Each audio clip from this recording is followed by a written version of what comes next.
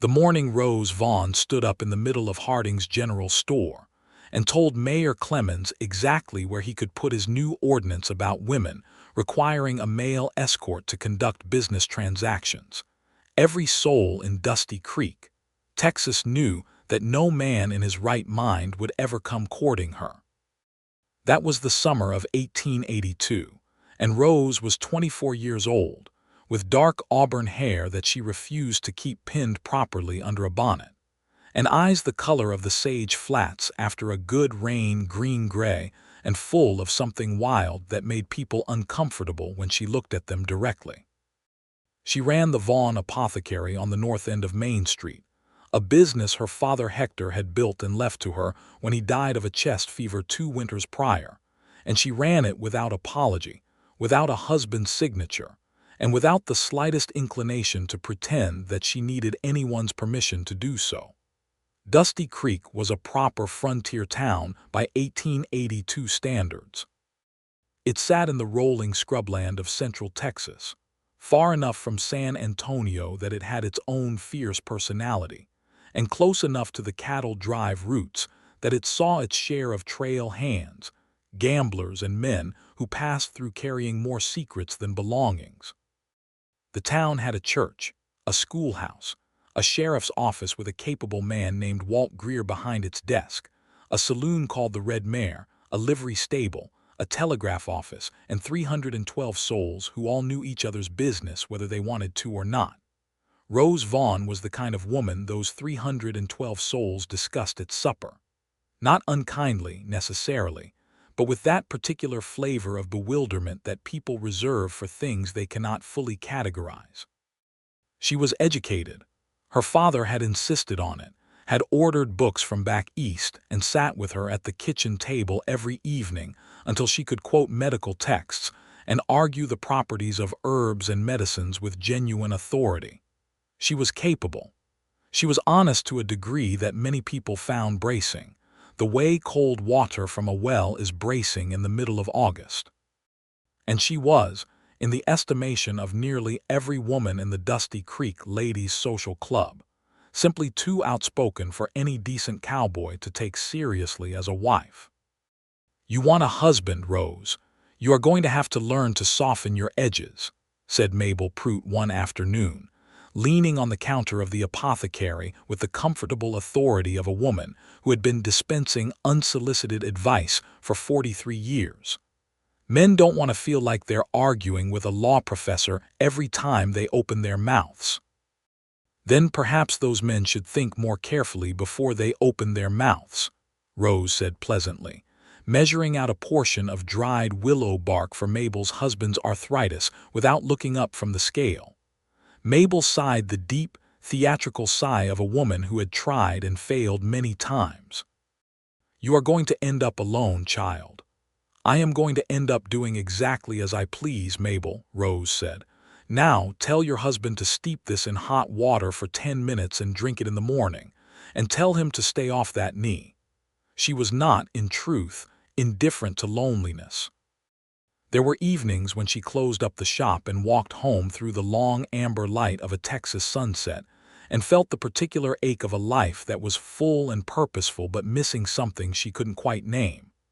She had a house, a business, 2 good horses, a kitchen garden that grew better tomatoes than anyone else in town, and enough dignity to fill a church. What she did not have was someone to talk to when the work was done, and the candle was low, and the night pressed in close and quiet. But she had decided years ago, watching her mother bend herself into shapes that didn't suit her in order to keep the peace with a man who, for all his virtues, never once asked what she actually thought about anything. Rose had decided that she would rather be alone with her own voice than silenced in company. She had made her peace with that, or something close enough to peace that it mostly held. Lewis Winslow arrived in Dusty Creek on a Wednesday in early September, riding a big sorrel quarter horse that he handled with the effortless ease of a man who had spent more time in a saddle than out of one. He was 30 years old, tall and lean in the particular way of men who work hard outdoors, with sun-darkened skin and dark brown hair worn a little longer than was strictly fashionable, and a jaw that looked like it had been carved by someone who believed strongly in the importance of stubbornness. He had light brown eyes that caught the afternoon sun and turned the color of good whiskey, and he wore his clothes the way capable men wear their clothes, not for effect, but because they fit and they worked. He was, by every measure the people of Dusty Creek applied to such assessments, the finest cowboy any of them had seen ride into town in a very long time.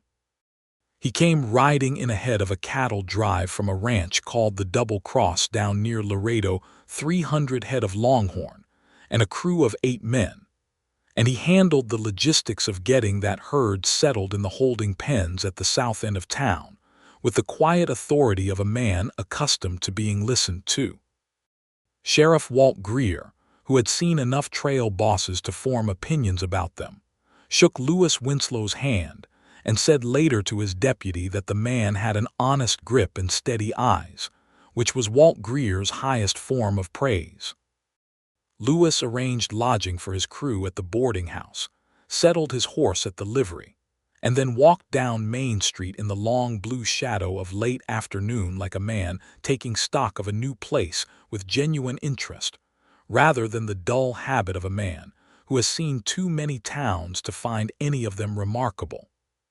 He was passing the apothecary when the door flew open, and Rose Vaughn came out of it with the brisk momentum of a woman who had somewhere specific to be, and intended to get there.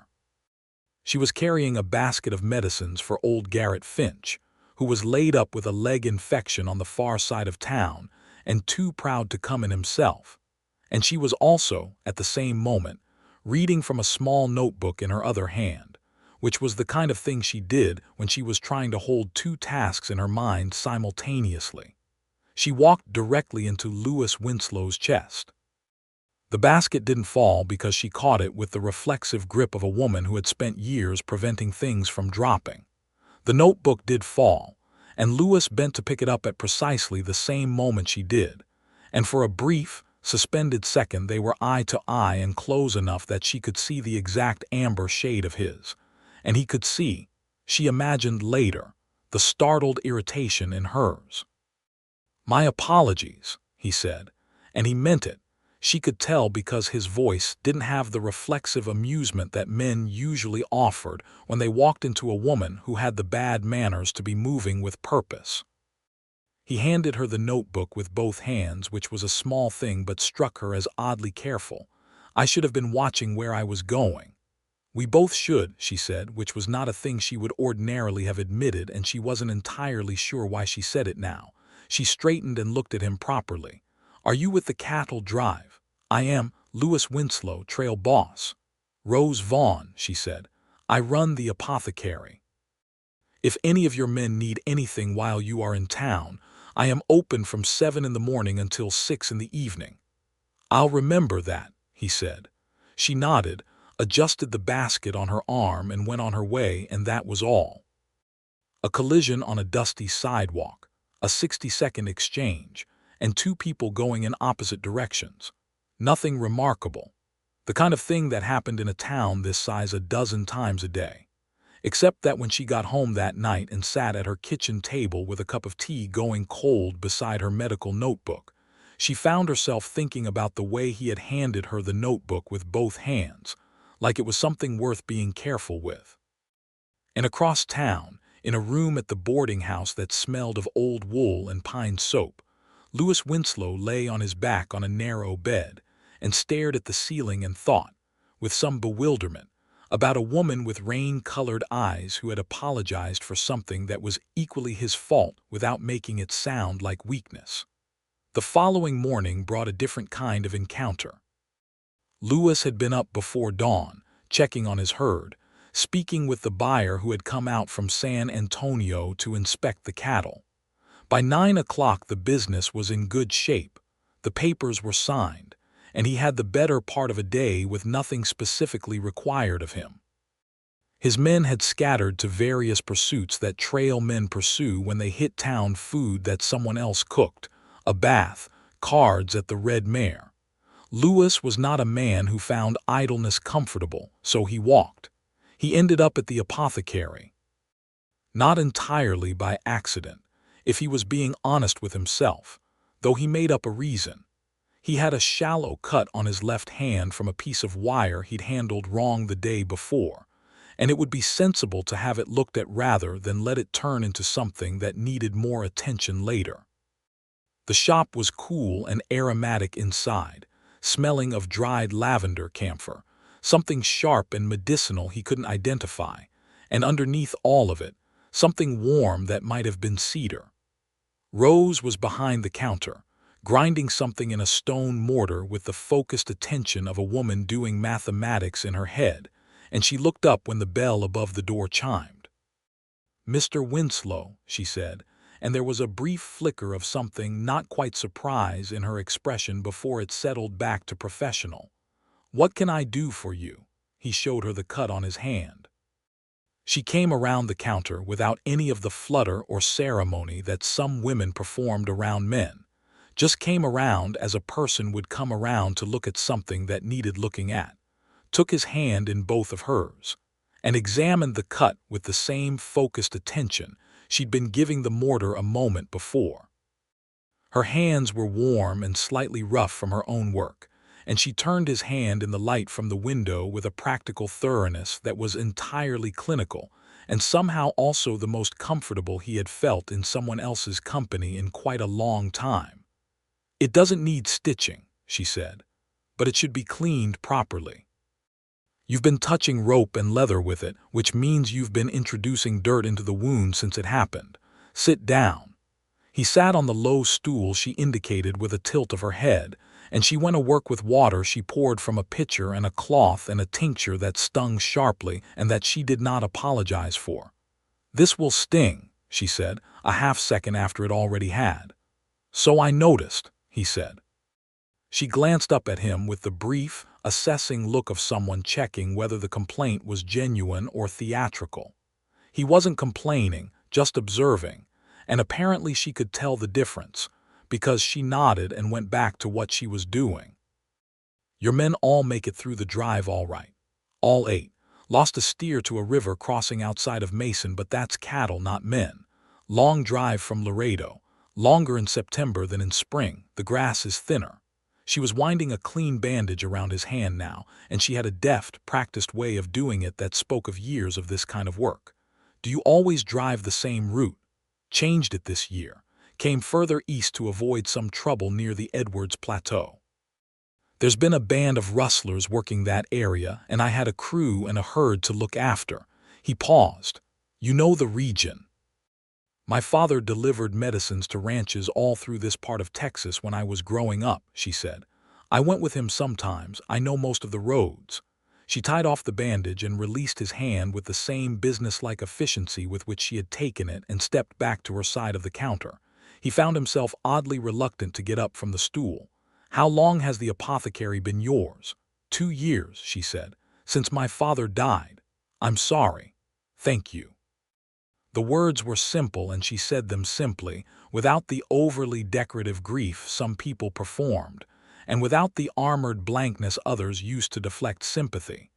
Just, "Thank you." He appreciated it. He paid for the bandage and the tincture. He tried to pay her more than she quoted, and she looked at him over the price with an expression that clearly communicated she had set a fair price, and that was the price, and there was no negotiation available on the subject, and he left. He came back the next day, which he told himself was because he wanted to make sure the cut wasn't showing signs of infection. "It's fine," she said, unwrapping and re-examining it with the same thoroughness. "You can leave this off in another day." "Good," he said. He looked around the shop while she rewrapped it. The walls were lined with shelves of neatly labeled bottles and jars, paper packets folded with precise corners, hanging bundles of dried herbs that cast thin shadows in the morning light. There were books, a great many of them, stacked in orderly rows on a separate shelf near the back. There was a small desk covered in notes written in a hand he could see, even from a distance, was both precise and rapid. "You do a lot of your own research," he said. She glanced at the desk. I try to keep up with what's being published in the medical journals. My father subscribed to 2 of them, and I've kept up the subscriptions. I also correspond with a druggist in Philadelphia who is more willing than most to discuss advances in pharmaceutical chemistry with someone who doesn't hold a formal medical degree. A small, wry curve appeared at the corner of her mouth. He doesn't know I'm a woman. We correspond as R. Vaughn. Lewis was quiet for a moment. That seems like a lot of work to do sideways. She looked at him directly, with the full weight of those rain-colored eyes, like she was deciding whether the observation was criticism or something else. "It is," she said simply, "but it's still better than not doing it." He thought about that for the rest of the day. His crew was due to begin the return ride to Laredo in 5 days. Lewis found that this fact, which had never previously carried any particular weight, sat differently in his mind now than it usually did. He was accustomed to towns being temporary. That was the nature of the work, the long seasons on the trail and the brief arrivals and departures. He was not, ordinarily, a man who felt any pull to linger. He found himself planning to linger. On the 3rd day, he had no business reason to visit the apothecary, so he walked past it twice before he admitted to himself what he was doing and went inside. Rose was with a customer, a young mother with a baby on her hip and a worried expression, and Lewis settled himself on the bench near the door and waited, turning his hat in his hands, listening without meaning to, as Rose spoke with the woman in a low, calm voice about the baby's fever, about what to do and when to truly worry, and when the body was simply doing its natural work of fighting something off. She was patient and clear, and she did not make the woman feel foolish for being frightened, which Lewis could see the woman had expected, because her shoulders came down from around her ears somewhere in the middle of Rose's explanation. When the woman left with her packet of medicine and a written set of instructions, "Because you will forget what I said," Rose told her, "not because you aren't capable, but because you are worried, and that makes it hard to hold on to new information, and there is no shame in that." Rose turned to Lewis with an expression that was part amusement and part inquiry. "No medical emergency today," she said. "No," he said. "Then what can I do for you, Mr. Winslow?" He stood up and put his hat back on his head because he needed something to do with his hands. "I was wondering if you might like to walk up to the ridge overlook this evening and watch the sunset. I have been told the view from there is considerable." She studied him for what felt like a long moment. He had the impression she was thinking carefully, not nervously but deliberately, like a woman who had learned to be precise about what she agreed to. "The ridge walk takes about 40 minutes, she said. "The view is very good. I have finished by 6. "I'll be here at 6, he said. She nodded. He left. He stood on the sidewalk outside in the September sun and felt something he could only describe, inadequately, as the sensation of a compass needle finding north. He was there at 6, and so was she, wearing a plain blue dress and her dark auburn hair in a braid that she'd pinned up more carefully than usual, though he didn't know that. What he knew was that she walked out of the apothecary at exactly 6 o'clock and fell into step beside him as if they had done this before, and that when they walked through the late afternoon streets of Dusty Creek, she did not simper or perform or adjust herself to be smaller. She was simply herself, entirely present, and it was the most refreshing thing he had experienced in so long that he didn't quite know what to do with the feeling. They were watched, of course. 312 people, he understood by now, and very few of them missed much. He caught the glances from the doorway of the hardware store, the frank stare from Mabel Prout on her porch, the nudge between 2 young women near the church steps. He didn't mind. He had lived an honest life, and he didn't do anything he needed to hide, and he didn't see any reason to change that now.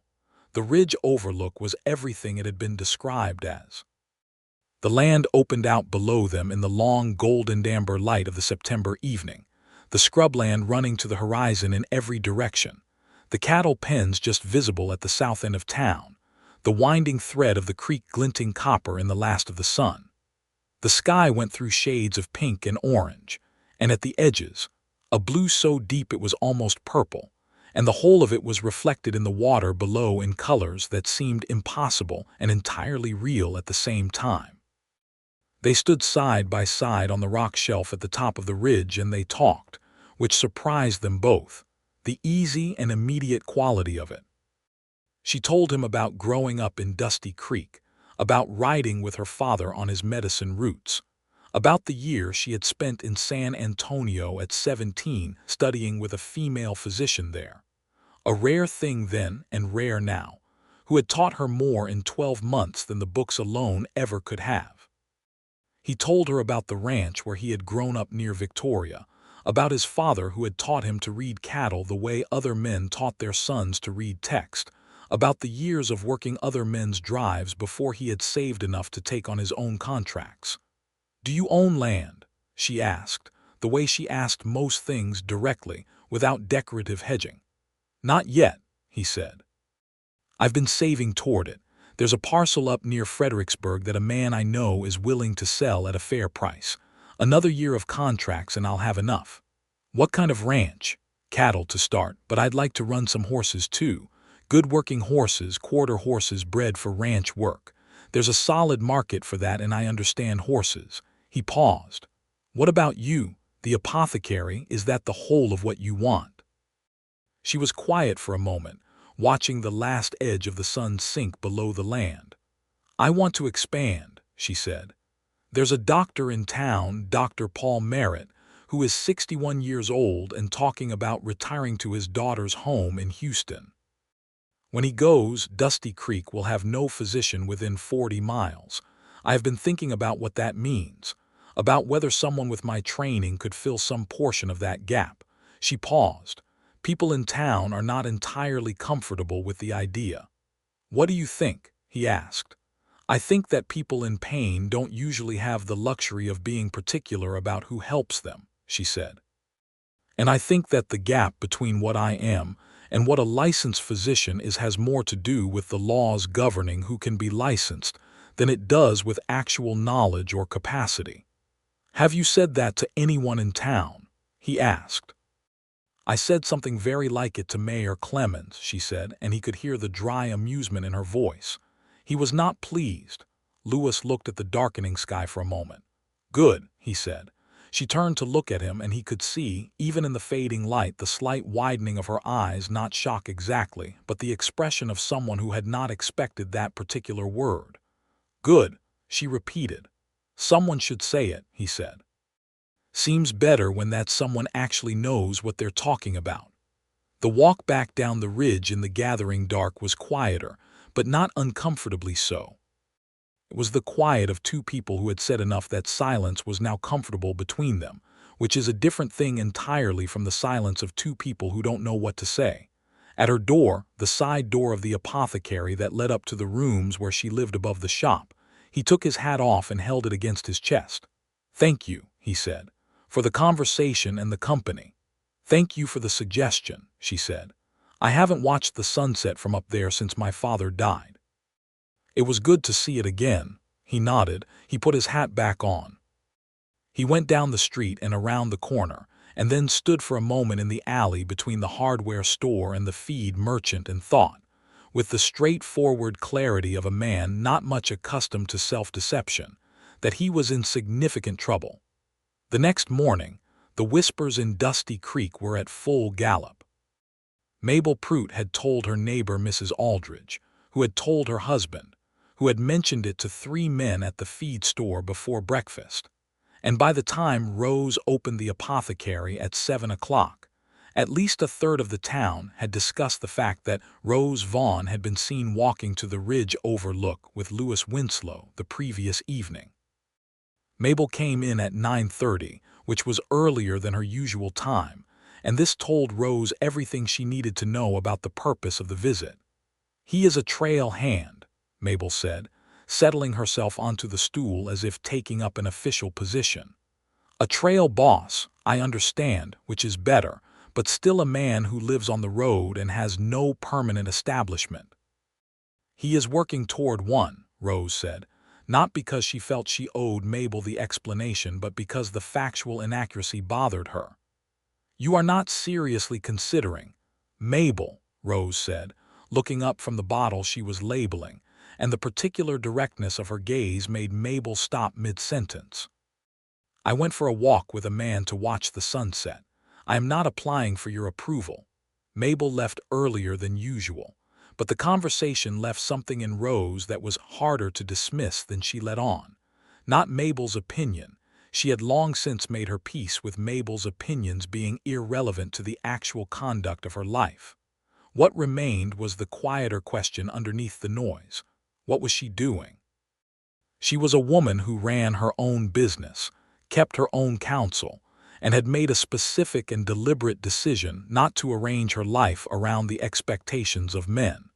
She had watched other women do that arranging and seen the cost of it. She had built something real here, the shop, the reputation, the slow and grudging trust of a community that didn't always like her but increasingly depended on her. That was not nothing. That was, in fact, everything. And yet, Lewis Winslow had said good when she told him that someone should challenge the assumptions that kept her work constrained. He had said it without thinking about it, without any evident calculation of whether that was the right answer to give her, and there had been nothing in his voice that suggested he was managing her or telling her what she wanted to hear. He had simply meant it. She found herself thinking about that more than was, strictly speaking, useful. He came to the apothecary that afternoon with a request from one of his men, a young hand named Cobb who had developed a nasty blister from wet boots on the drive and needed something for it before it got worse. Rose prepared a salve and wrote out instructions, and Lewis watched her do it with the same attentive observation he seemed to give most things, and when she handed him the packet he did not immediately move toward the door. "My crew leaves Saturday morning," he said. "I know," she said. She had known since he mentioned 5 days, when she first overheard him talking to the buyer. She had in fact been aware of the Saturday departure with a specificity she had not entirely wanted to examine. "I'd like to come back," he said, "if I can arrange a contract that brings me back through this route." Or he paused, and she had the impression this was a man who was choosing his words with more care than he typically applied to word choosing. "I'd like to come back regardless, if that would be welcome." She looked at him steadily.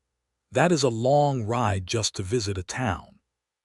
"I've made longer rides for lesser reasons," he said. "What reasons have you made long rides for previously?" "Cattle mostly," he said. "Better cattle than a visit to a town, I'll grant you, but still." She felt the smile before she could consider not showing it, which was unusual for her. "It would be welcome," she said. The 2 days that remained before Saturday had a different quality than the days before. They were not grand, they were a town still going about its business, and 2 people going about theirs within it. But there was an awareness between them now that had shape and weight. He stopped in the mornings when he passed. She found herself taking a slightly longer route home in the evenings, the route that happened to pass the boarding house. They ate supper together on Friday evening at the cafe run by a woman named Dora Haas, who brought them the beef stew without asking and poured Lewis an extra cup of coffee, and winked at Rose with the cheerful shamelessness of a woman who had been watching Rose Vaughn be determinedly alone for 2 years and was pleased to see change.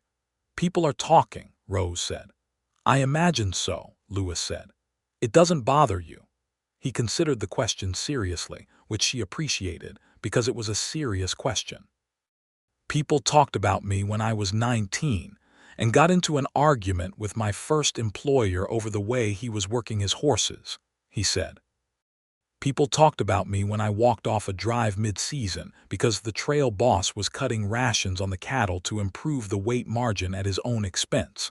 People have talked about me various times for various reasons. None of those times made me wrong."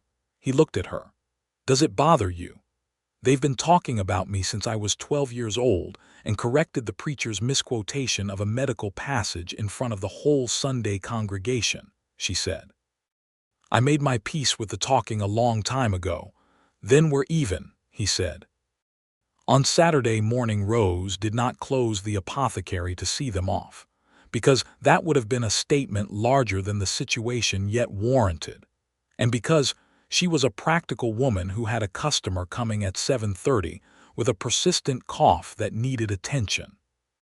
But she was standing at the window when the double-cross crew rode down Main Street in the early gold of the morning, and she saw Lewis riding at the front of the column on the Big Sorrel look directly at the apothecary window as he passed. He touched the brim of his hat. She raised her hand. That was all. But it was enough to carry her through the next several weeks with something she could not quite call patience. It was too charged with waiting to be patience, but that passed for it in the daily work of the shop. The letters began 3 weeks after he left. The first one arrived on a Tuesday, brought by the stage from San Antonio, and was written in a hand that was exactly what she would have expected from him, clear and direct, no unnecessary ornamentation, but precise and detailed in a way that told her he had written it carefully even if it didn't look precious. He described the return journey to Laredo in the matter-of-fact way of a man used to long distances, noted the state of the grass on the return route with the professional attention of a man who always thought about next season, and then, at the end, in the same unaffected tone, said that he thought about the ridge overlook more often than was probably reasonable for a man who had only seen it once.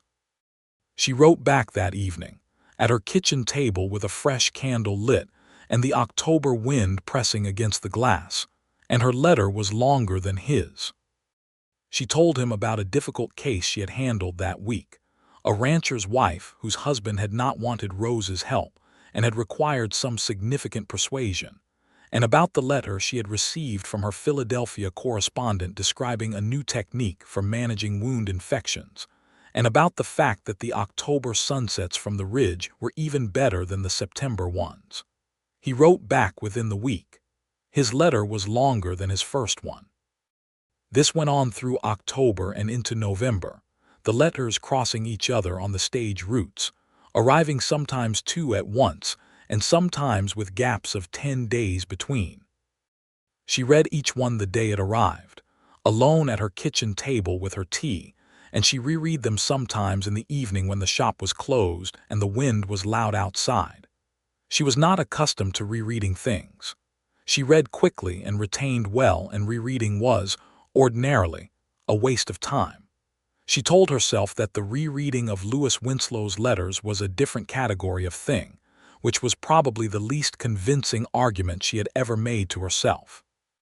In November, he wrote that he had secured a second contract, a spring drive that would bring him north again, and that he expected to be in Dusty Creek sometime in late April or early May. She counted the months. She did not tell anyone she had counted the months. The winter had its own demands. In December, there was a bad cold working through the town, the kind that settled in the chest of the elderly and needed careful managing, and Rose worked long hours through the short gray days attending to people who needed her, making house calls in the bitter cold that only a few years ago no one in town would have accepted from her, and that now they sent for her as naturally as they sent for Dr. Merritt.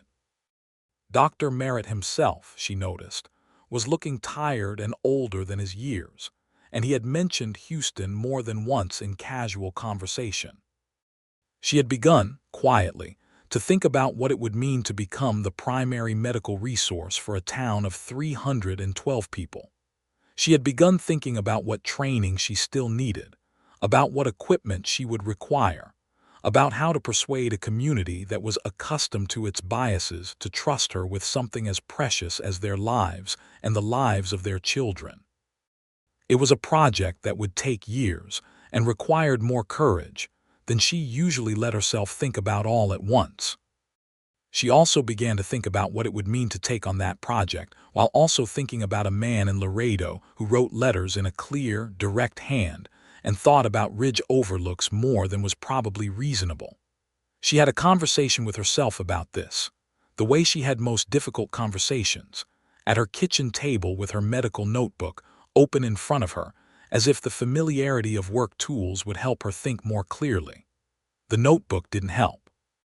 The conclusion she reached was the same one she kept reaching and then retreating from, that she was falling in love with Lewis Winslow, and that falling in love with a man whose life was a series of departures was either the bravest thing she could do or the most reckless. She wrote him a longer letter than usual in January, in which she described, in some detail, her plans for the apothecary and what she was beginning to think about regarding Dr. Merritt's potential retirement. She wrote it, she told herself, because she wanted his perspective on the practical logistics. She wrote it, actually, because she was beginning to understand that she wanted him to know who she was, all of it, not just the parts that were easy to put in front of someone you were hoping to impress. His response came on a Tuesday in February, nearly 3 weeks later because the winter stage routes were slow, and it was the longest letter he had written.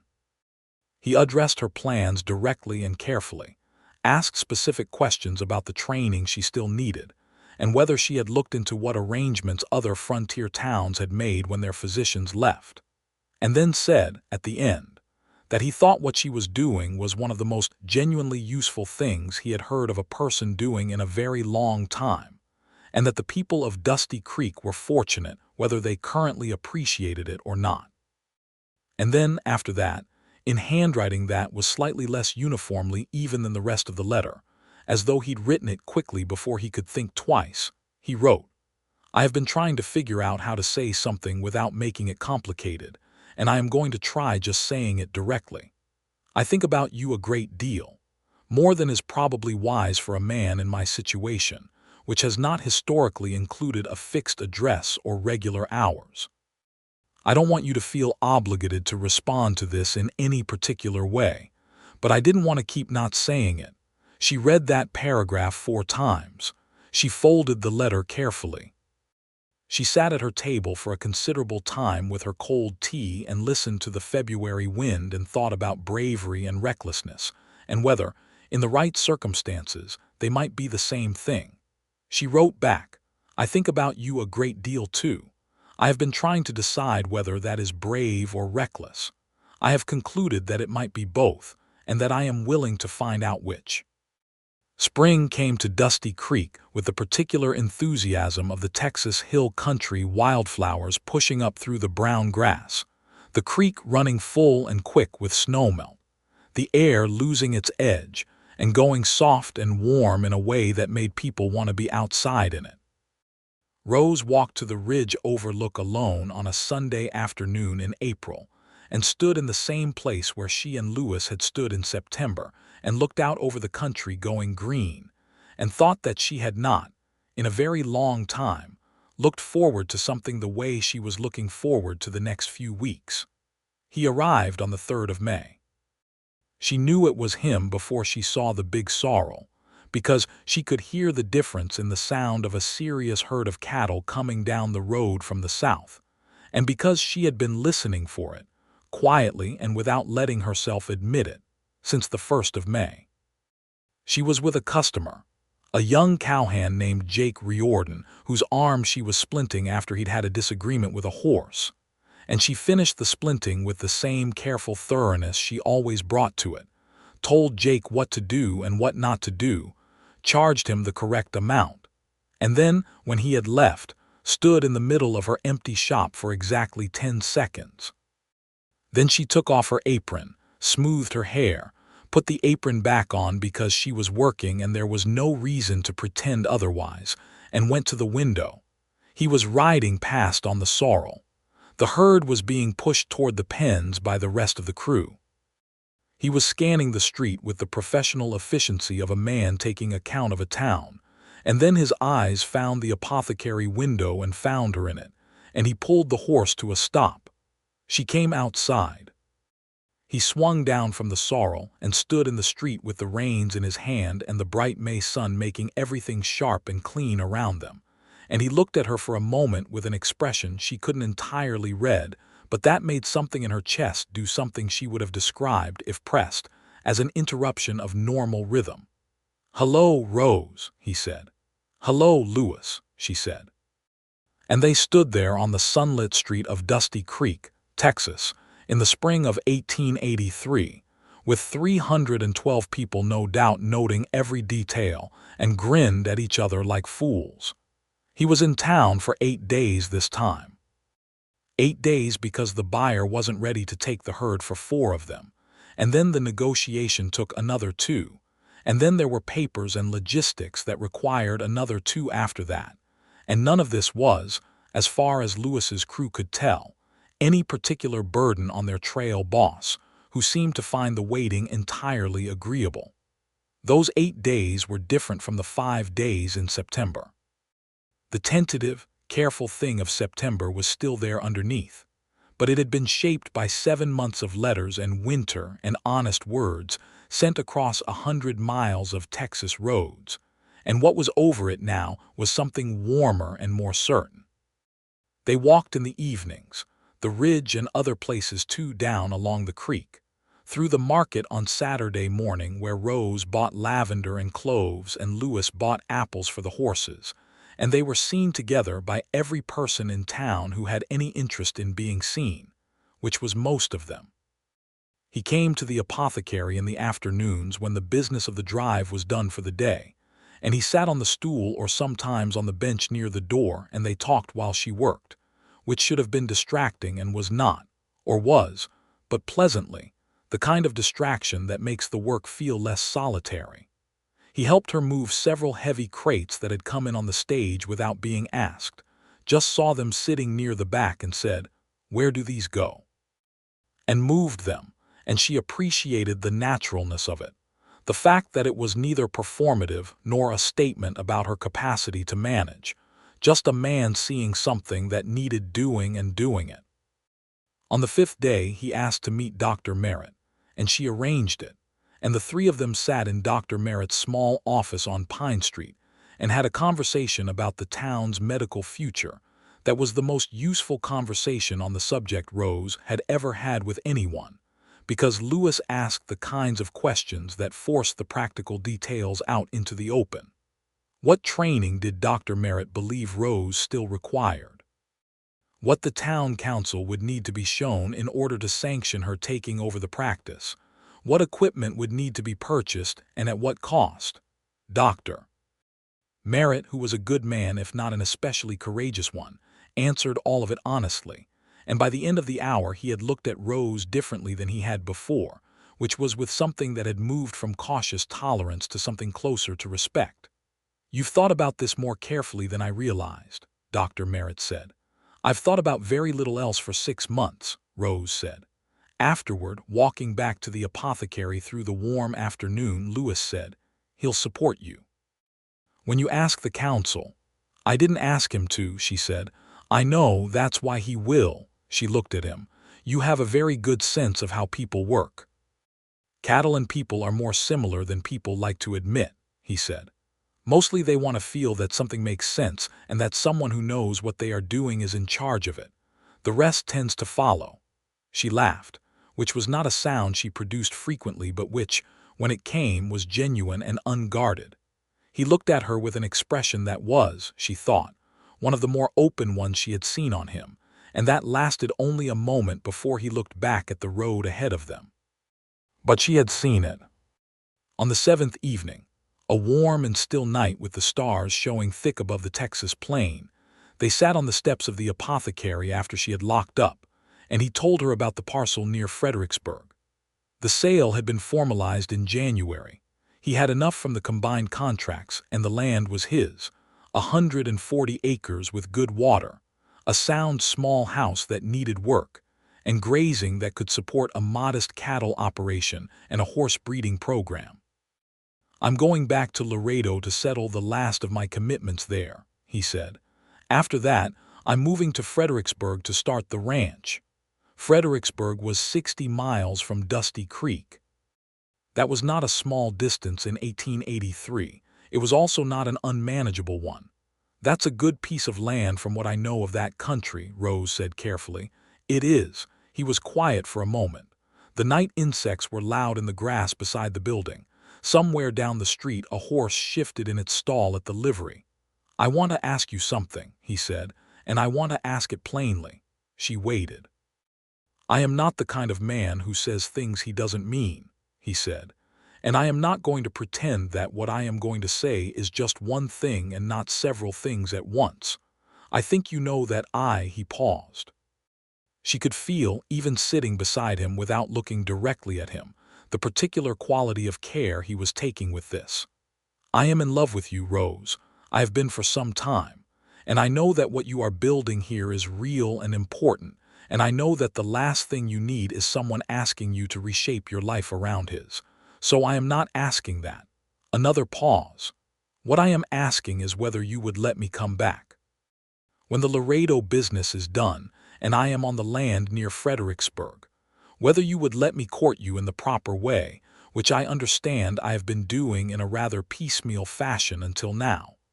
She had known something like this was coming. She had known it in the way you know a storm is coming when the air changes, before you can see the clouds. She had thought about it in some form nearly every day for months, and yet sitting on the steps of her apothecary in the warm May night with Lewis Winslow saying I am in love with you in that careful, direct way of his, she felt the full force of it arrive as though she had not been expecting it at all. You said that plainly enough, she said. I find plainness works best with things that matter, he said. She was quiet for a moment, looking at the stars. Then she said, I am in love with you too. I have been trying to decide whether to tell you that for the better part of 4 months. She heard him exhale, not sharply, just the release of something held. And yes, come back properly. He did not kiss her because this was 1883 and they were on the main street of a town, even if the street was quiet and dark, and he was a man who understood the value of doing things in the right order. But he took her hand, sitting there on the step, and held it for a long time, and she sat beside him and let the night be exactly what it was, which was one of the best nights she could remember. He left on the 8th morning. She did not go to the window this time. She stood on the sidewalk outside the apothecary and watched the crew ride out, and when Lewis passed he stopped the sorrel completely, looked down at her from the saddle with that open expression she had catalogued carefully and had no intention of forgetting, and said, I'll be back by August. I'll be here, she said. He rode south, and she went inside, and she stood in the middle of the shop that was entirely hers and full of good work and smelled of lavender and camphor. And she felt, for the first time in a long time, like the future was a place that had been actively built rather than one she was simply enduring. The summer of 1883 moved at 2 speeds. The speed of work, which was fast and full and left her little time for brooding, and the speed of waiting, which was its own particular slow. She presented her case to the town council in June, with Dr. Merritt's quiet support and a written proposal she had spent 3 weeks preparing, detailing her training, her 7 years of practical experience, the cases she had managed, the outcomes she had achieved, and a plan for the expanded practice, including the equipment she would acquire and the additional training she would pursue in San Antonio. Mayor Clemens was skeptical. 2 of the 4 other council members were skeptical. One of them was openly dismissive. But she was prepared for all of it, and she answered every skepticism with fact and every dismissal with the patient, iron-backed certainty of a woman who had been right before and knew it and had the records to prove it. And when she left the council meeting, she did not yet have their full approval, but she had made the kind of impression that changes minds slowly, which is sometimes the most durable kind of change. She wrote to Lewis about it that night. He wrote back in 12 days fast, which told her he had written almost immediately on receiving her letter, saying that he thought the council would come around because the evidence she had presented was overwhelming, and reality had a way of winning when it was that clearly on one side. He also wrote that the house near Fredericksburg was standing up better than he'd expected under the repairs he was making, and that the spring water was good and cold, and the land was doing what land does in summer, which was burn gold and wait for rain. She kept every letter in a cedar box she had bought from the carpenter on Elm Street. She told herself this was sensible archiving. It was not sensible archiving, she knew this. He arrived back in Dusty Creek on the 14th of August, on a clear hot afternoon that smelled of dust and dry grass, and he arrived without a herd this time, just himself and his horse and a pair of saddlebags, which meant he had come for no reason other than the reason he said he would come. And something about that directness, that simplicity of purpose, made her walk out of the apothecary the moment she heard the sorrel's particular footfall and meet him in the street. He swung down and they were face to face in the full August sun, and she was slightly flushed from the heat, and he was dusty from the road, and they were both perfectly aware of how absurd it was to feel the way they felt right now, in front of whoever happened to be looking, which was certainly most of Main Street. "You made it," she said. "I said I would," he said. He stayed 3 weeks. He was not a man who needed constant entertainment or elaborate arrangement, and she was not a woman who had time to provide either, so they found their way into the rhythms of her actual life. He was useful, she discovered, in more ways than she had anticipated. He was good at the kinds of repairs that had been accumulating on the apothecary building since her father died, small structural things that she had been meaning to address and had never quite gotten to. And he worked at them in the mornings while she opened the shop, without fuss and without needing to be asked twice. He rode out with her when she made house calls to ranches too far for her to go alone safely. She had always taken the risk of those rides by herself, and had always known the risk was real, and having him ride beside her on those roads through the scrubland felt not like dependency, but like something different, partnership, the kind where both people are contributing something the other one lacks. He met her regular customers. He became a known figure in the shop, not intrusive, just present. The man on the stool near the door who looked up when someone came in and knew most of their names by the second week. Mabel Prout came in and stared at him with the frank assessment of a woman who had given up pretending to subtlety, and Lewis stood up when she came in and said good morning, and Mabel said him in a tone that was less disapproving than her hums usually were. Toward the end of the 3rd week, they were sitting on the ridge overlook at sunset. It had become their place now, fully and without question, and Lewis said, "I want to ask you something." She had been watching a hawk riding the late thermals over the valley. She did not look away from it. "All right," she said. "I want to ask you to marry me," he said. She turned to look at him then. He was watching her with those amber-in-the-sunlight eyes, and his expression was the most serious she had seen it, and underneath the seriousness, there was something she recognized as the same mix of bravery and recklessness she had identified in her own letters to him several months ago. "You said you wouldn't ask me to reshape my life around yours," she said. "I know what I said," he said. "I've thought about it a great deal since. What I should have said was that I wouldn't ask you to reshape your life, period. And I still mean that. What I'm asking is something different. I'm asking if you would like to build one together. The apothecary stays yours. Your plans with the town council stay yours. The practice you are going to build stays yours, and I will spend as many days standing at that fence as I have to before they see it the same way you do." He paused. "The ranch near Fredericksburg, I'd like that to be ours. I'd like you to have a say in what it becomes. I'd like to know that when the drives are done and the work is done and the light goes like this," he gestured at the gold and pink sky overhead, "there is a house somewhere with you in it." She was quiet for a long time. The hawk had turned and was moving south, a dark shape against the fading orange. "Lewis," she said, "I have spent my entire adult life making sure that I never needed to make myself smaller for anyone's comfort." "I know," he said. "I don't intend to start." "I know," he said again.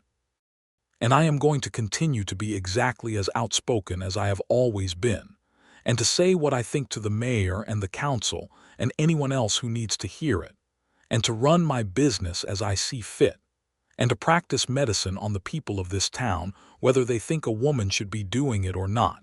And none of that is going to change because I have a husband." "I wouldn't want it to," he said, and it was so plain and so entirely without reservation that she felt it settle somewhere inside her like a key in a well-made lock. "Then yes," she said. "Yes, I will marry you." He took both her hands and held them the way he had handed her the notebook on the day they met, with a care that was not fragility, but was the particular attentiveness of someone who understands the value of what they are holding. And then, in the copper light of the August sunset on the ridge overlook above Dusty Creek, he leaned forward and kissed her for the first time. And it was the kind of kiss that is both exactly what you expected and nothing like you had imagined. And she kissed him back with the same full-hearted directness she brought to everything else in her life. They were still on the ridge, still sitting close in the falling dark, still talking in the easy, unhurried way they had discovered letters could not quite replicate, when Rose said, "People are going to have opinions." "I expect they are going to have a great number of opinions," Lewis agreed. "Mabel Prout is going to say that she always knew." "She probably did," he said. "She seems like a woman who knows things." Rose laughed. "She does. She just usually leads with the wrong conclusion." He brought her home in the dark, and they stood at the side door of the apothecary, and he did not leave immediately, just stood there with her in the warm night, and she thought about the first evening she had stood here after the ridge, how careful everything had been, how tentative, and looked at the distance they had come. "How do you want to tell people?" he asked. She thought about it. "I think the mayor needs to know first," she said, "because I have business with him pending, and I want the announcement to be separate from the business." "That's practical," he said. "I am a practical person," she said. "You are," he agreed. "It's one of my favorite things about you." She went inside, and he went back to the boarding house, and neither of them slept particularly well that night, for the most pleasant of reasons. What happened the next morning was not precisely planned. Rose went to the mayor's office at 8 o'clock to deliver the follow-up documentation on her medical practice proposal, which she had told Mayor Clemens she would have ready by the end of August. Mayor Clemens was not in his office.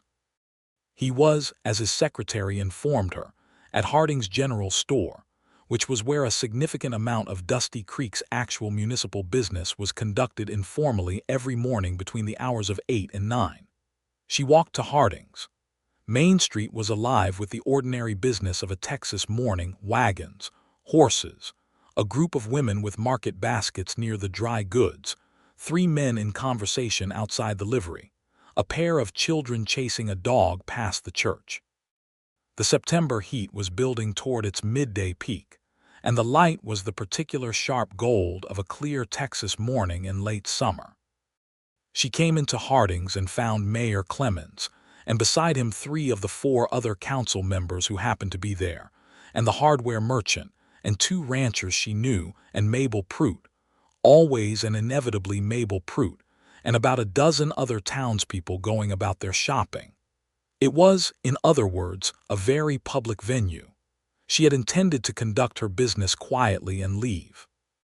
She delivered the documents to Mayor Clemens, who took them with the somewhat guarded expression he had worn since the council presentation, and she was about to say good morning and go when Clemens said, in his mayor's voice which was larger than necessary for the setting, "I suppose you'll be wanting us to move faster on this practice proposal now that you've been entertaining that cattle man." The shop went quiet. Not completely, but noticeably, the way a room does when something with edges has been said in it. Rose stood very still for a moment.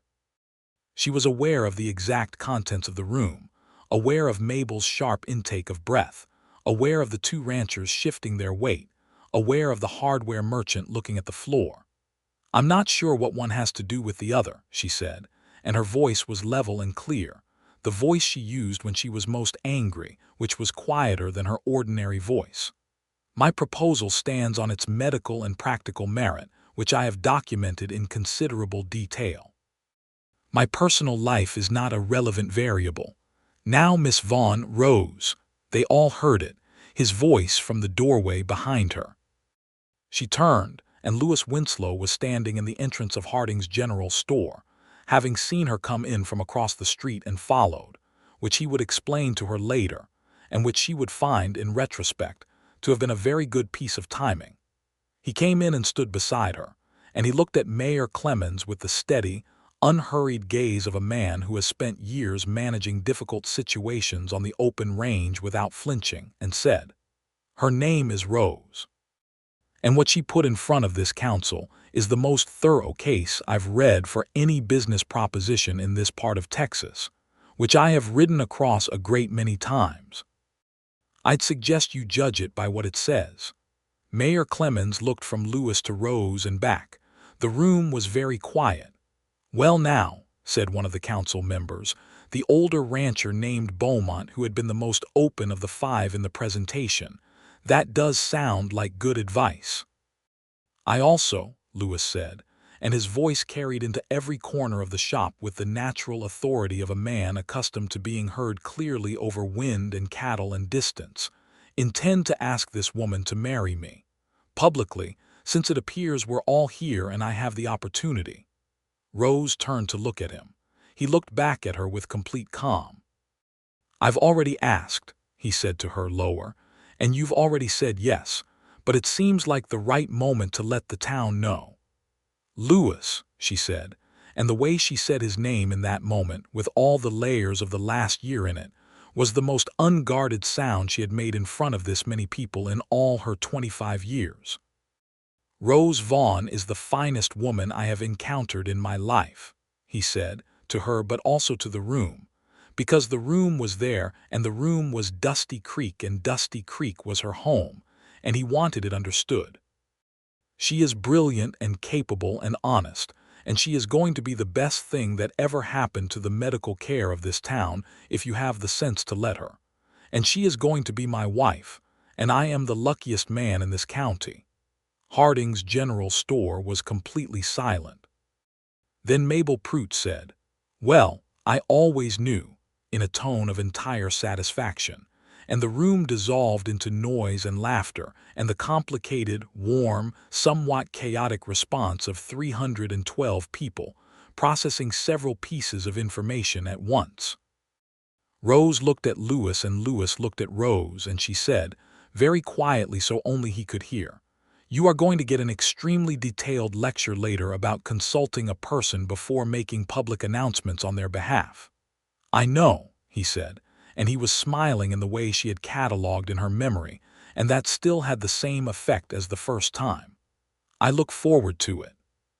She shook her head, and she was also smiling, and she took his hand in front of everyone in Harding's General Store on a September morning in 1883, and that was, by every reasonable measure, when Dusty Creek accepted the whole thing as settled fact. The wedding was in October, on a Saturday afternoon when the Texas scrubland was doing its autumn gold, and the sky was the deep particular blue of the season. They married in the church where Rose had grown up correcting preachers' quotations, with Reverend Hale officiating, a younger preacher than the one she had corrected, who had shown himself in the past year to be a man more comfortable with Rose's particular variety of faith than his predecessor had been. Dr. Merritt was there. Every one of Rose's regular customers was there. Lewis's crew had ridden up from Laredo to be present, and Cobb, the young cowhand with the boot blister, cried openly and without embarrassment, which endeared him to everyone present. Mabel Prout sat in the second pew and wore her best hat and spent most of the ceremony visibly determined not to cry and failing. Rose wore a dress of deep blue wool that she had made herself over the preceding 2 months, with her dark auburn hair up and properly pinned for once, and she walked up the aisle of the church without a father to escort her. That was not available to her, and she did not pretend she needed it substituted, and she walked with the brisk, purposeful step of a woman who knew exactly where she was going and had decided to go there with her whole self. Lewis stood at the front of the church in his good coat, and the expression she had learned by now was his version of being thoroughly moved by something, very still, very attentive, eyes steady on her all the way up the aisle. The vows they exchanged were the traditional ones, but they had discussed them beforehand and added a brief and simple addition: that they would speak honestly to each other, that they would hold each other's work as worthy as their own, and that they would choose each other every day, not just this one. Reverend Hale had agreed to include it with only mild hesitation and a great deal of prompting from his wife, who had been in the apothecary 3 times a week for 15 years and thought Rose Vaughn could have whatever vows she wanted. There was a supper at the Red Mare, which had cleared its main room for the occasion and produced a remarkable quantity of food and music. And there was dancing, and Rose danced with Lewis in the lamplight of the saloon-turned-celebration hall with the honest abandonment of a woman who had made her decision and was entirely at peace with it, which was to say she danced badly but with genuine enjoyment, and he danced only slightly better, and neither of them cared in the slightest. They rode to Fredericksburg in November. This was not without complication. The question of what to do with the apothecary had been the most practically difficult part of the whole year's arrangement. The solution they arrived at, after several long discussions at the kitchen table that had the character of the best kinds of arguments, honest and productive and occasionally loud, was this: Rose would keep the apothecary. She would hire a young woman from San Antonio named Clara Hess, who had the right training and the right temperament and who was, Rose said, brisk and capable, and would do the daily work well. Rose would return to Dusty Creek for a week every month, and for longer stretches when the medical situation required it. The town council had finally, after the public scene at Harding's General Store had apparently shamed them into it, approved her expanded medical practice, and Dr. Merritt would continue part-time through the winter while she arranged the transition. 60 miles between Dusty Creek and Fredericksburg. Not nothing. Not everything. The house near Fredericksburg was small but solid, and Lewis had spent the late summer making it sound and livable, and it sat at the edge of the property, with a view of the hill country that Rose stood in front of on their first morning there, and was, for one of the very few times in her adult life, struck genuinely speechless. The hills rolled out in every direction under the November sky, cedar and oak and limestone outcroppings, the air sharp and clear and smelling of wood smoke and grass, and the light moved across it all in a way that made the landscape seem alive, changing every few minutes, gold and shadow and gold again. "This is yours," she said, and then corrected herself without being told to. "Ours." "Ours," he agreed, standing beside her with his hands in his jacket pockets and the same expression she had learned to read as contentment, which on Lewis looked like stillness and not like passivity. They built the ranch together across the winter of 1883 into 1884. It was hard work, and they were both accustomed to hard work, which helped. The horses began to arrive in spring, 3 mares he had sourced from a breeder near Careville, good quarter horse stock, the beginning of what he had been planning for years. He had a gift with horses that she watched with something close to awe, the particular wordless communication of a man who understood animals at a deep and intuitive level, and she thought sometimes of what he had said about cattle and people and sense and leadership, and thought that it applied to horses too, and possibly to everything. She went to Dusty Creek in the first week of December and again in January and again in February. The rides were long and cold, and she made them in good company when possible. Lewis rode with her twice, and the young rancher from the neighboring property, a reliable man named Jim Stroud, rode with her the other times at Lewis's request, which she accepted because the roads were genuinely not safe for a woman alone in winter, a concession to reality rather than dependency, and one she could distinguish without difficulty. Clara Hess was managing the apothecary well. Rose had been right about her. They corresponded between visits, and their letters had the efficient, specific quality of 2 professionals who respected each other's competence, and Rose found, with something that was only a little bit like relief and mostly like satisfaction, that the shop was in good hands. She was in Dusty Creek in March when she realized she was carrying a child. She sat with this knowledge for 2 days, working through the practical implications with the thoroughness she brought to all things, and then she rode home to Fredericksburg and told Lewis while they were eating supper, matter-of-factly, because she did not know any other way to say important things. He put down his fork.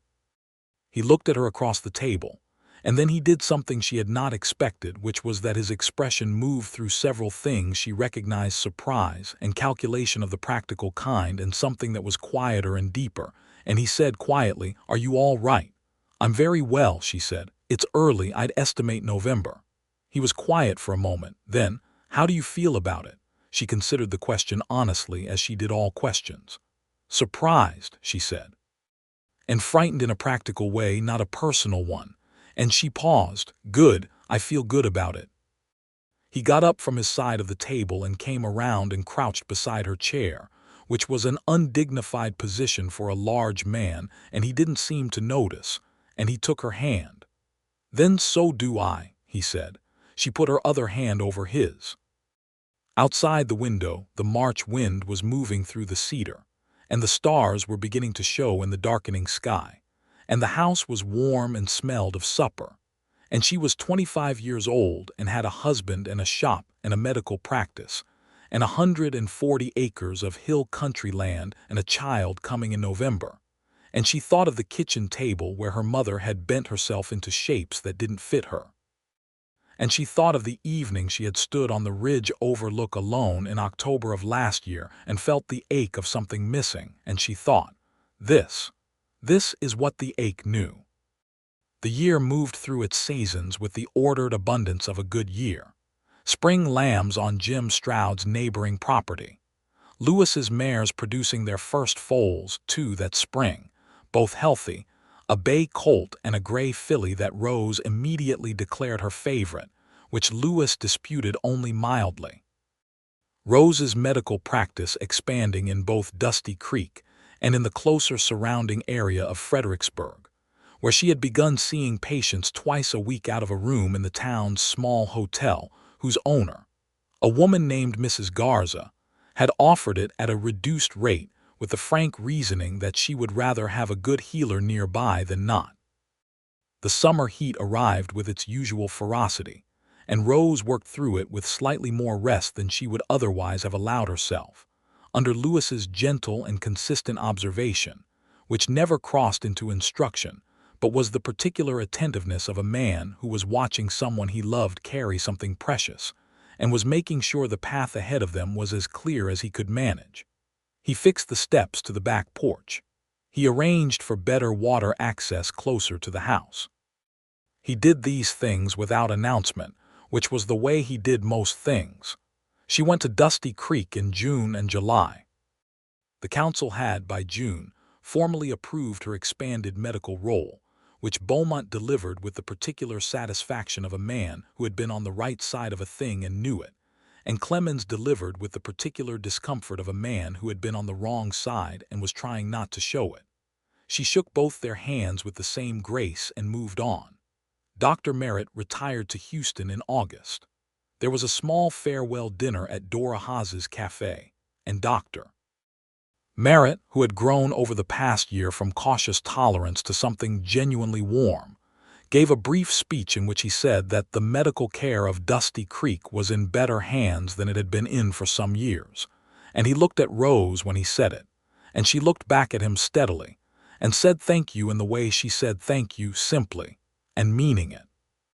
She was back in Fredericksburg when September came around, and with it the horses' second set of foals, and the last of the summer heat breaking into the long, cool evenings of the hill country autumn.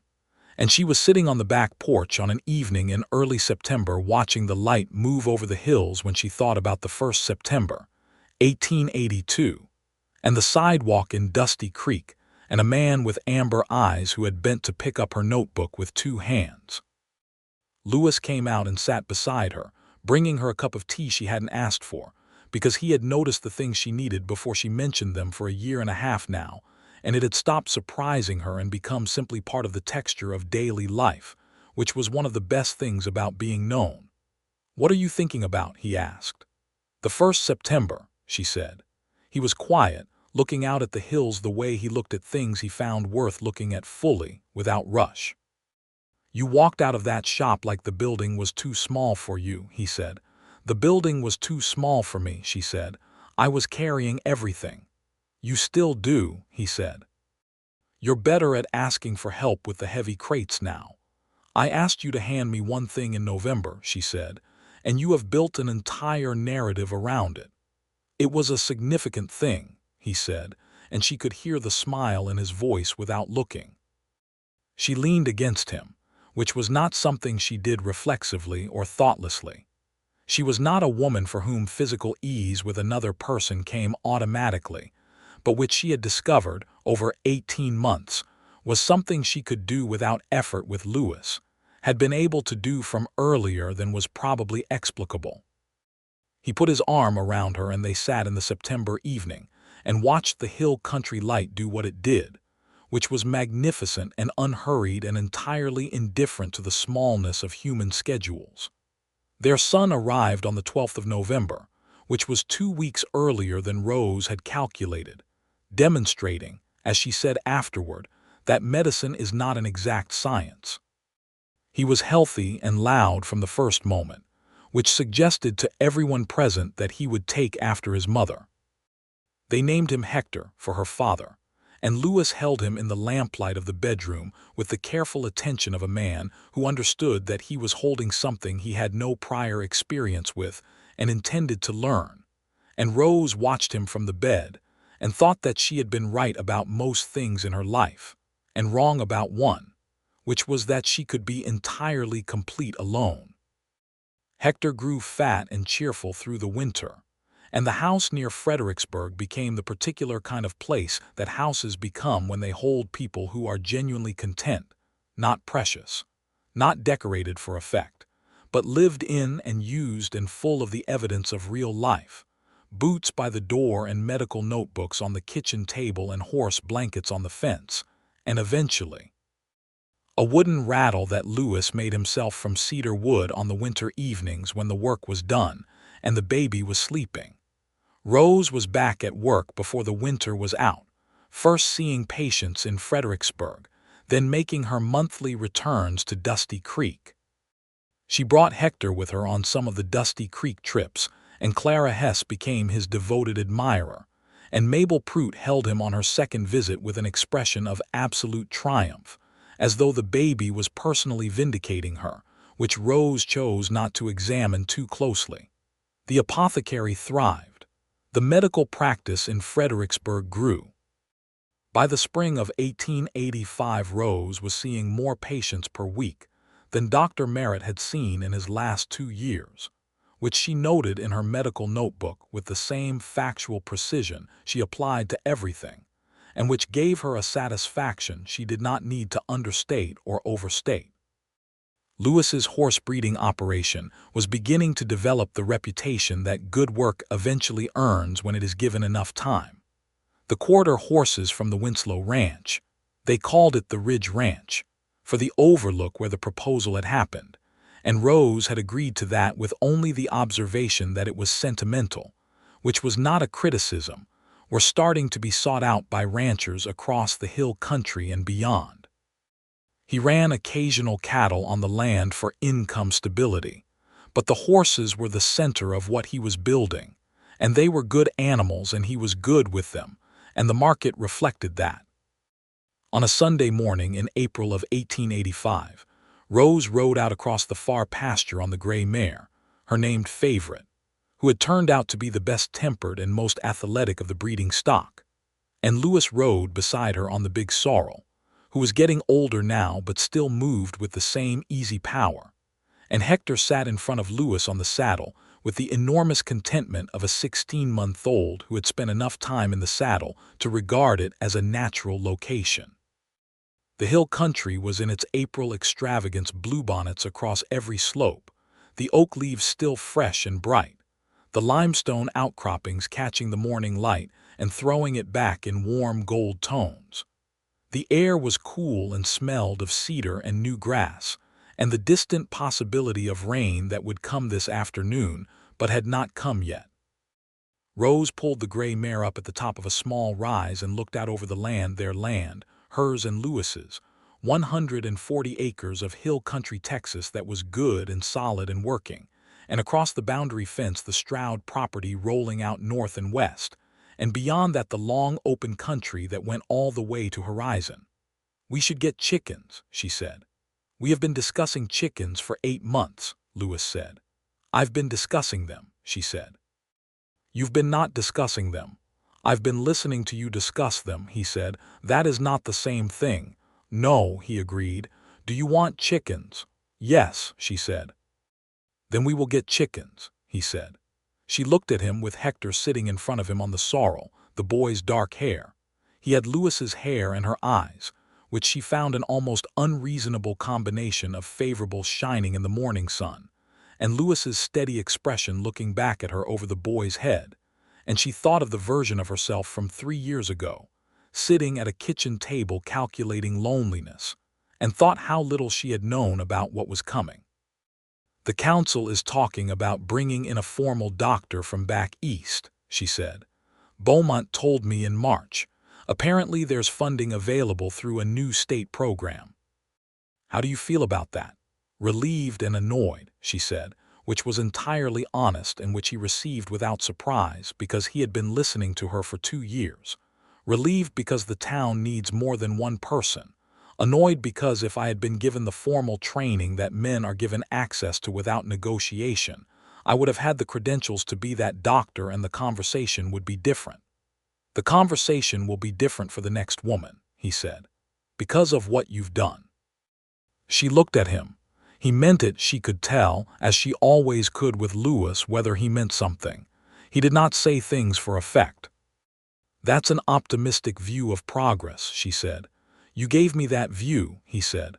"Prior to knowing you, I thought mostly about cattle." She laughed, and the gray mare sidled slightly at the sound, and the bluebonnets spread out below them in the April morning, and Hector said something that was not quite a word but was clearly an opinion about the morning, and Lewis caught him before he could lean too far, which he always did, the same reflex with which Rose had caught her basket on the sidewalk 2.5 years ago. The instinct to not let things of value fall. She had 2 more children over the following years.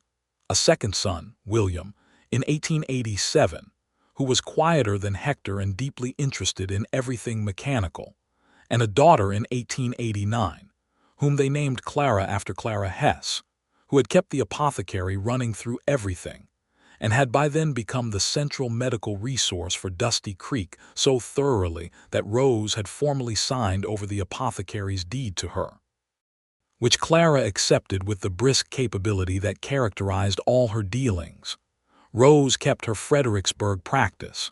She continued to train, continued to correspond with the druggist in Philadelphia, who had eventually discovered that R. Vaughn was a woman, which had caused a brief pause in the correspondence, and then a much more interesting conversation that had led to an exchange of methods that improved Rose's work considerably, and continued to be, by every measure that could be applied to the work, one of the most effective healers in the hill country of Texas. The Ridge Ranch became what Lewis had intended it to become, and then more. By the late 1880s, the Winslow quarter horses were known well beyond the hill country, and ranchers came from considerable distances to look at the stock, and Lewis had 2 full-time hands working the property and a foreman he trusted, which meant that he could sometimes be at home more than he was not, which was the arrangement that suited all of them best.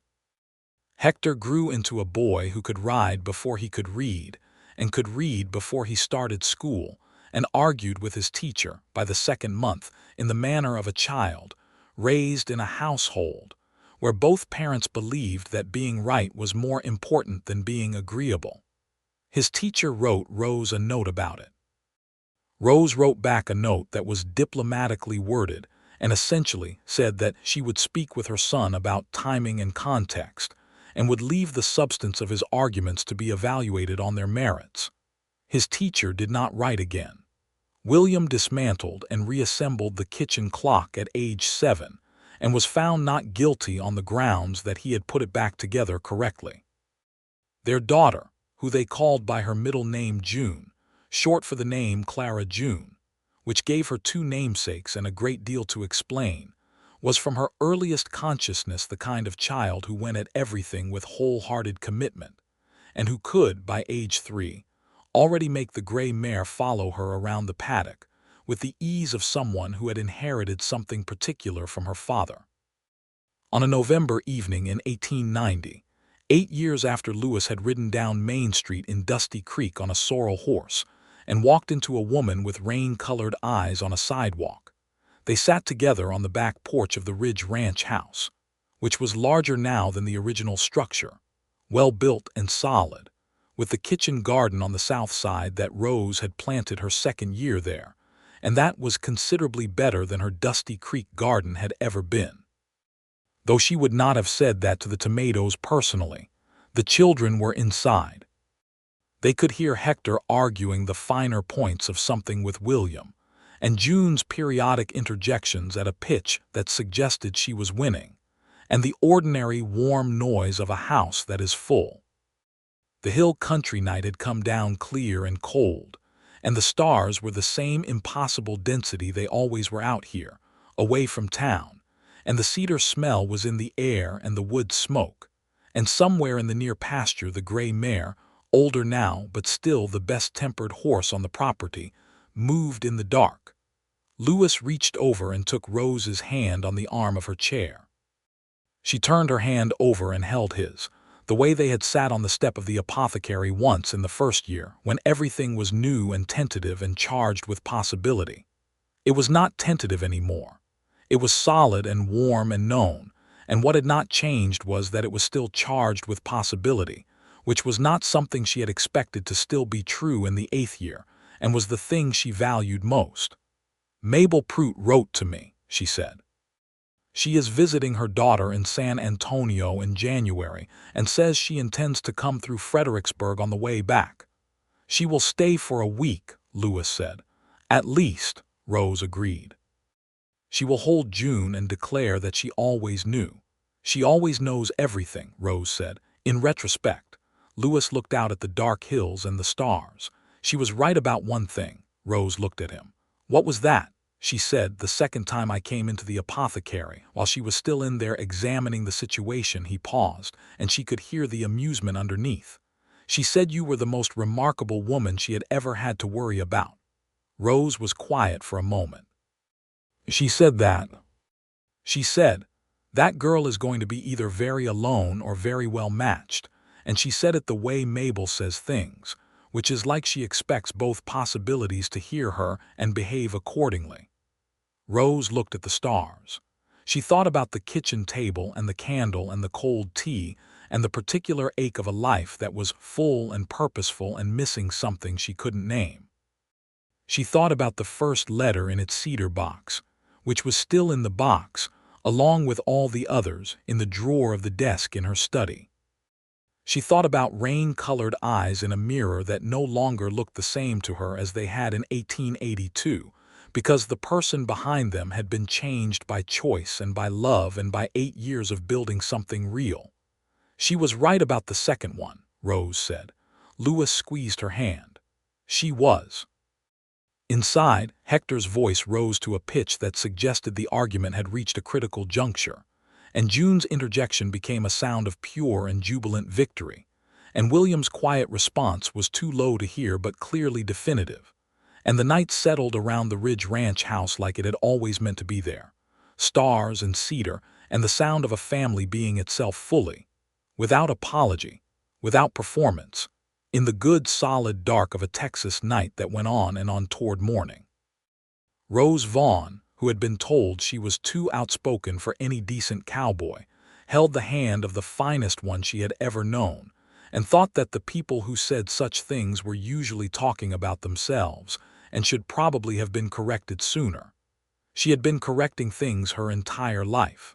She intended to keep doing so.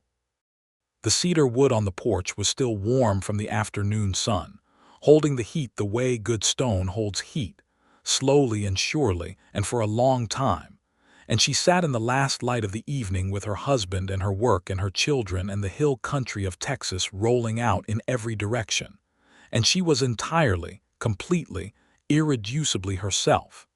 And that was exactly enough.